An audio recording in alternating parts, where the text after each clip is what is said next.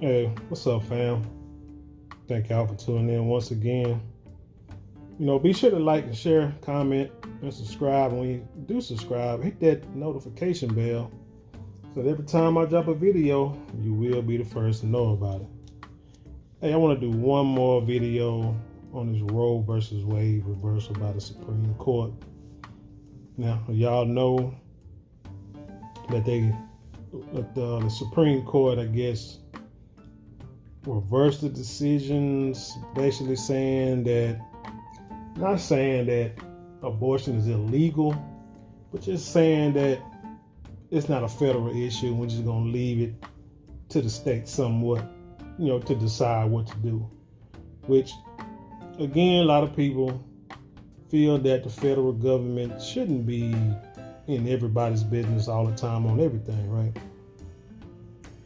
But anyway, I was looking at this CNN article, and I'm going to get to the title of the video in a second, but I kind of wonder. Let's talk about these polls. And it said a majority of Americans disapprove of SCOTUS Roe vs. Wade reversal poll shows. Now, what these numbers say, they say 59% of the U.S. adults disapprove of it, 41% approving of it, about 52% say the decision is a step backwards for America, while 31% call a step forward, and 17% says neither. Say among women, 2/3 or 67% disapprove of the ruling, with just 33% approving, which that kind of makes sense to me. I mean, I can get that, because regardless, I say it like this: regardless of if a woman ever decides to get an abortion or not, they just want to have the right to be able to do it. Kind of like if I ever go vote or not, or if I ever ride on the bus and sit in the front seat or not. It's not saying that I will or won't vote. It's not saying that I will or won't ever ride a bus again. It's just, I just want to be sure that if I wanted to do it, I should have the right and the opportunity to do it. And so I can see that's probably how these women are looking at it. They say 56% of the women say the decision will make lives for most American women worse. I'm not sure how to make most American women lives worse, because most American women, I don't think, are getting abortions. Now, tell me if I'm wrong. I don't think the number is that high, and if it is, then that's pretty doggone scary. Say 58% of Americans say they favor a federal law making it legal nationwide, while 42% would oppose it, and 64% say they like abortions in their states to be legal in most or all cases. Then they say they feel that the Supreme Court will eventually end or limit same-sex marriage, like 50% of people, and 55% think they will end access to birth control and contraceptive. And that's going to be my segue to my topic. But what I'm tripping on is, you hear these numbers, it's like you think they might have polled a lot of people. My thing is, who are you polling?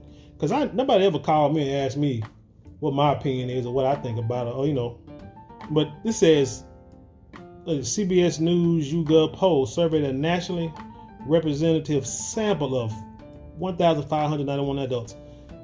Dude, there are millions upon millions of people in this country, and you're gonna tell me 1,600 people represent?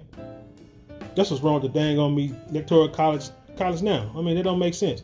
It says, 1,591 adults on June 24th through 25th was how many people that they polled. And they said the margin of sample error of the poll is plus or minus 3 points. Again, who are you polling? Because I don't know a person in my family or anybody I know ever been polled on something like this. Now, I remember going to the mall back in the day, and people pull you to the side and, hey, you want to try this? You want to look at this, watch this, tell me if you're likely, unlikely, this ain't there. You can make $10 real quick, $20 real quick. So, all right, you go back in the little back room, watch a little 5-minute video, make $20 and go on about your business. That's the only poll I've been in. But back to the whole contraceptive thing. So, you know what really should come next before this? I don't care about the gay marriage and I don't care about this contraceptive thing, but my thing is the next thing that they really need to mandate is what do you call it? A paternity test for men and women and children once the child is born. Now that should be mandated across the board, whether you, well, if you're not married for sure, but I know if you're married, it's probably going to be a slippery slope. It's going probably going to be hard to get the government to approve that, but I think they should. I think, like I say, all across the board, but I mean, you know, when you're married, it's supposed to be, you know, it's just you two and y'all have these kids or whatever, but shoot, trust me, I know it's a few people out there, married and not married, that think that. I knew a guy, older gentleman, you know, he found, I think he had like 7 kids. Well, his wife had 7 kids while they was married, and I think he found out once they was grown that all but one were not his. You know, so I mean, so yeah, it should be mandated, you know, across the board, and it might be a small percentage, but again, with this whole abortion thing, it's only a small percentage of women who are, you know, assaulted, you know what I'm saying, having these things done against their will, forcefully, you know, cowardly, you know, an act that should put a person in prison for life, or under prison for life, or in prison with the most hardened criminals, you know, because you taking something from a woman or a child, and true, so you ought to be somewhere where somebody had an opportunity to do the same to you, you know, for the rest of your life, because that's going to be a trauma for that young lady, or hell, even little boys, because, you know, there's some dudes out there that's just, I mean, women too, they mess with little boys too, and little girls, but anyway, it's got to be equal all the way around. And again, like I was saying in the first video, this Roe versus Wade is should create accountability, you know, for a lot of these women who do this, who go to these clinics, these what's it called, Planned Parenthood clinics, that had this procedure done after they did something they knew better, knew not to do. So now, let's talk about another form of accountability, and that's making sure that the guy that you claim is the father of your child is actually the father of your child. Because, I mean, you have the right to, like say, you want the right to do what you want to with your body. It's your body, your choice. Okay, well, again, it's the man's body, it's his choice. Now, like I say, people might say the percentage is not that high for men to not be the father, but, you know, I read there's a poll, and there goes another poll, of like a bunch of young guys, and it said like, what did it say? 1 in 10 women don't know who the father is. I mean, that's no wonder Mark Pover show is probably so popular, and hell, it's probably gonna be on for another 30 years. And it says 1 in 25 men are not the biological father of the child they're raising, which means like 1 to 5% of men, of all men, you know, are not the father. That's a lot. I mean, that's a big number, because anything above 0% is too much. There are too many stories out there of guys, married guys, who find out the kid is not theirs, but have to end up paying child support anyway for the child until the child turns 18, because they quote unquote signed the birth certificate, or they was married to the woman, so they had to take responsibility. When it could be just as easy to, because just as easy to find the father, the real father of the dad. But they want to holler that, hey, it'd be psychological damage if the guy, you know, is not in the child's life anymore and not taking care of the child. But what about the psychological damage to the father? And why is the woman not being criminally prosecuted for lying because you have destroyed and messed up two people's lives. The least she should be doing is paying for counseling sessions for the dad, the now dad, or the non-biological parent, and the child. That should be the least she should have to do, because it's going to mess up both of these people for the rest of their life. And this woman that you're supposed to love unconditionally destroyed your life from the beginning. But anyway, like I say, man, this is all about going back to accountability. People have made choices, and people make choices and decisions, and it's just time to change it. You know, somebody told me one time, like, it's too late to go back to the beginning, but no, actually it's not too late. Because matter of fact, if you look at nature always resets itself, purges itself, and goes through cycles. That's why you got like the 4 seasons. But you know, man has created so many buildings and so many pollutants and things that I'm sure that it does affect the weather. You know, messes with the earth so much that it affects the climate. People may not want to believe it, but yes, I believe it does cause issues. You know that in the summertime, these forest fires are, begin naturally. You know, the earth is, cleaning itself, restarting itself, reburning and rebirthing certain parts of the earth to clean the earth, and to restart it and make it fresh.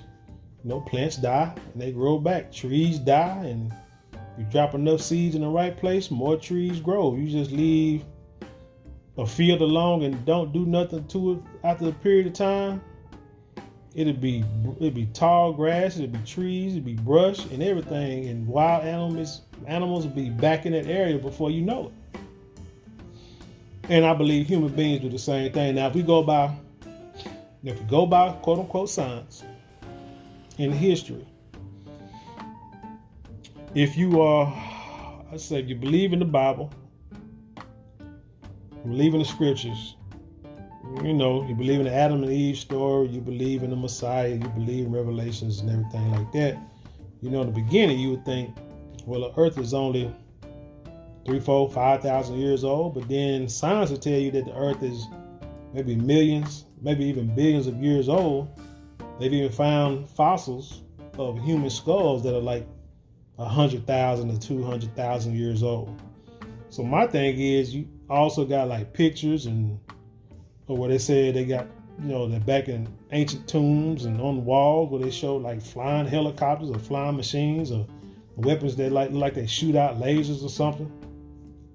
And this stuff's supposed to be, drawn like thousands of years ago. So if you believe the Bible, and when the prophesies talk about these flying machines and these weapons and stuff coming out of the sky, could that be prophetic? Or could it be he's speaking on something that he knows coming because it's history? It had happened before his time. Because think about this, and I'm going to end this video on here.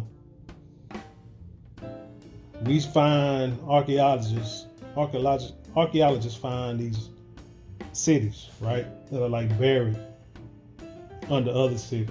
And they say they're like, the cities be like thousands of years old.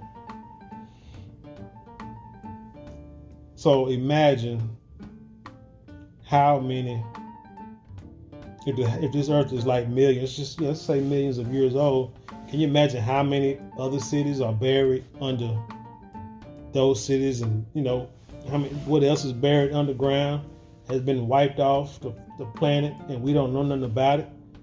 I mean, you think about, if the earth is say the earth is a billion, let's say the earth is 1 billion years old, what do you think, how do you think people gonna know about us 1 billion years from now? They're not gonna know about us, because everything's gonna be changed, everything's gonna be gone.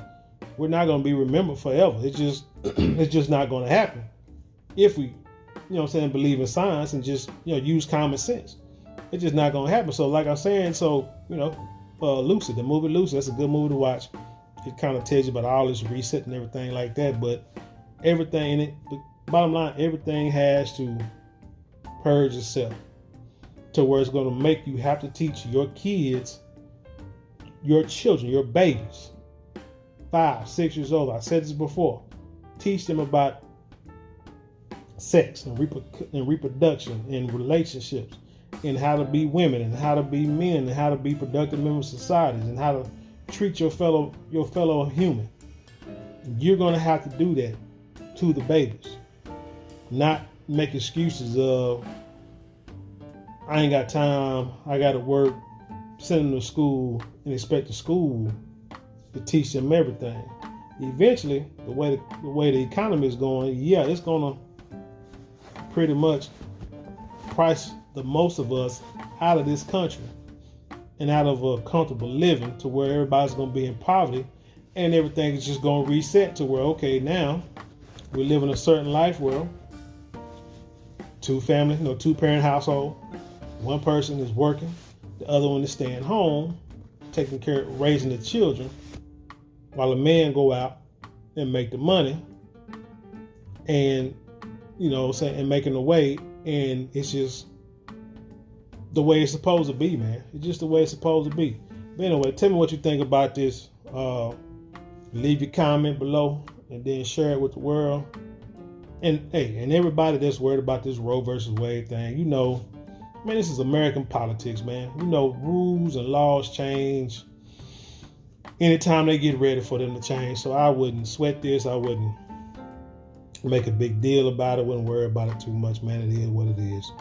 You know what I'm saying? By the time next election come around and whoever else win, or by the time they get another one of these Supreme Court people die and they get a Democrat off of there, a couple of more Democrats, and you know, all they're gonna do is change it back and reinstate it. That's all. So I don't know why people even trip. It just, man, sometimes it just ain't your time. Sometimes you just gotta chill out and wait your time, and you know, eventually, like I said, it'll go back into your favor, which is how life is. But anyway, with that being said, I leave you in peace, and I'll see you on the other side.